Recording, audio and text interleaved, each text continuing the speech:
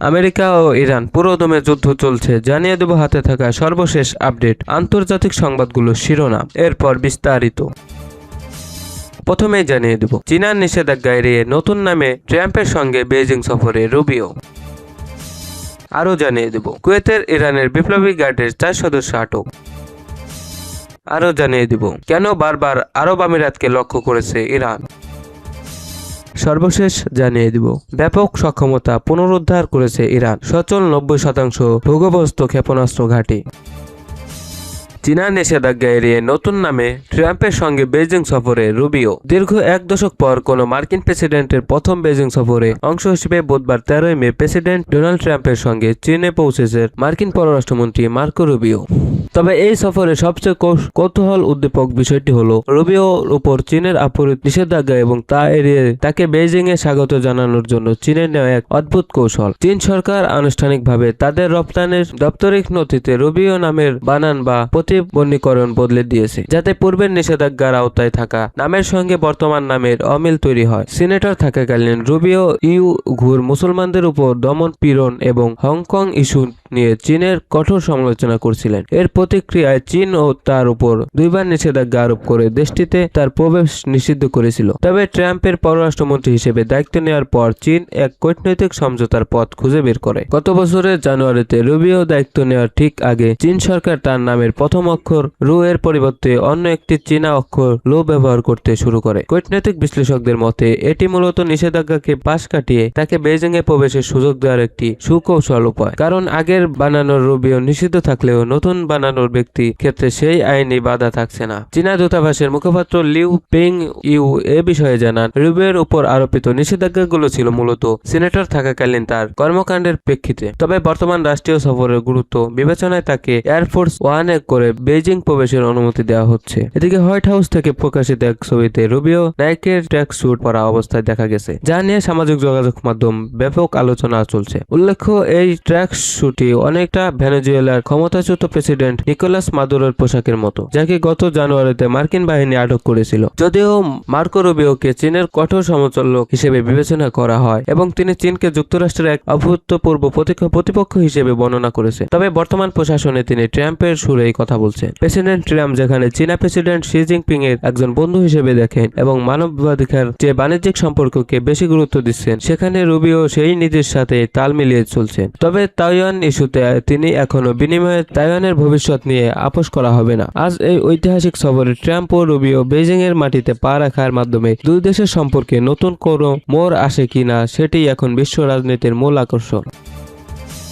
কুয়েতে ইরানের বিপ্লবী গার্ডের 4 সদস্য আটক। চলতি মাসের শুরুর দিকে সমুদ্রপথে কুয়েতে অনুপ্রবেশের চেষ্টাকালে 4 ব্যক্তিকে গ্রেফতার করা হয়। গ্রেফতার ওই 4 ব্যক্তি ইরানের ইসলামিক বিপ্লবী গার্ড বাহিনীর আইআরজিসির সদস্য বলে জিজ্ঞাসাবাদে স্বীকার করেছেন। কুয়েতের রাষ্ট্রীয় বার্তা সংস্থা কুনা প্রকাশিত স্বরাষ্ট্র মন্ত্রণালয়ের এক বিবৃতিতে বলা হয়, আটক 4 জনের মধ্যে নৌবাহিনীর 2 কর্নেল, একজন ক্যাপ্টেন ও একজন লেফটেন্যান্ট কমান্ডার রয়েছে। তারা স্বীকার করেছেন যে ইরানের আদর্শিক সামরিক বাহিনী তাদের কুয়েতের বুবিয়ান দ্বীপে অনুপ্রবেশের দায়িত্ব দিয়েছিল। তবে ইরানের পররাষ্ট্র মন্ত্রণালয় এসব অভিযোগ অস্বীকার করে একে সম্পূর্ণ ভিত্তিহীন বলে দাবি করেছে। তাদের বক্তব্য, নৌ নেভিগেশন ব্যবস্থায় ত্রুটির কারণে 4 কর্মকর্তা ভুলবশত কুয়েতের জলসীমায় প্রবেশ করছিলেন। ইরানের উপকূলের কাছাকাছি অবস্থিত বুবিয়ান দ্বীপে কুয়েতের সবচেয়ে বড় দ্বীপ। কুয়েতের স্বরাষ্ট্র মন্ত্রণালয় জানায়, গত 1 মে একটি মাছ ধরার নৌকায় করে ওই দলটি দ্বীপে প্রবেশের চেষ্টা করে। ওই নৌকাটি কুয়েতের বিরুদ্ধে শত্রুতামূলক কর্মকাণ্ড চালানোর জন্য ভাড়া করা হয়েছিল। বিবৃতিতে আরো বলা হয়, দ্বীপে কুয়েতি বাহিনীর সঙ্গে গোলাগুলির সময় একজন কুয়েতি সেনা সদস্য আহত হন ও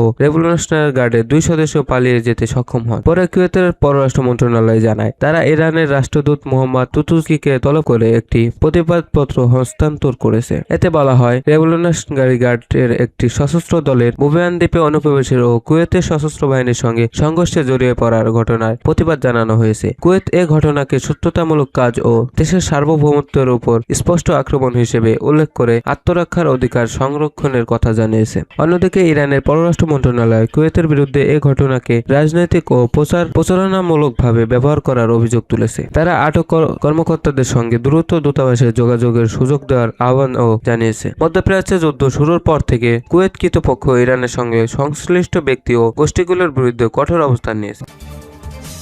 কেন বারবার আরব আমিরাতকে লক্ষ্য করেছে ইরান? ইসরায়েল ও যুক্তরাষ্ট্রের সঙ্গে উত্তেজনা বৃদ্ধির প্রেক্ষাপটে সাম্প্রতিক সময়ে সংযুক্ত আরব আমিরাতকে ঘিরে কঠোর অবস্থান নিচ্ছে ইরান। তেহরান বারবার সতর্ক করে বলেছে, যুক্তরাষ্ট্র ও ইসরায়েল আবার হামলা শুরু করলে আমিরাতের বিরুদ্ধে আরও কঠোর জবাব দেওয়া হবে। ইরানের পার্লামেন্ট জাতীয় নিরাপত্তা কমিশনের সদস্য আলী খেজরিয়ান সম্প্রতি রাষ্ট্রীয় টেলিভিশনকে বলেন, আমিরাতের সঙ্গে আমাদের প্রতিবেশী সম্পর্কের পরিচয় আপাতত তুলে নেওয়া হয়েছে। এখন দেশটিকে শত্রু ঘাঁটি হিসেবে বিবেচনা করা হচ্ছে। এ মাসে ইরানের সশস্ত্র বাহিনীর খাতামাল আনবিয়া সেন্ট্রাল হেডকোয়ার্টার্সের বিবৃতিতেও আমিরাতকে সরাসরি লক্ষ্য করা হয়। যুক্তরাষ্ট্র ও ইরানের মধ্যে হরমুজ প্রণালীকে কেন্দ্র করে সংঘর্ষ এবং এপ্রিলের যুদ্ধবিরতির পরও উত্তেজনা কমেনি। ইসলামিক রেভলিউশনারি গার্ডস কর্পস আইআরজিসির নেতৃত্বাধীন যৌথ কমান্ডার এক বিবৃতিতে আমিরাতের নেতাদের উদ্দেশ্যে বলেন, তারা যেন নিজেদের দেশকে আমেরিকান ও জায়নাবাদীদের আস্থানাতে পরিণত না করে। ইরানের অভিযোগ, আমিরাত যুক্তরাষ্ট্র ও ইসরায়েলের সঙ্গে সামরিক, রাজনৈতিক ও গোয়েন্দা সহযোগিতা বাড়িয়ে আঞ্চলিক নিরাপত্তাকে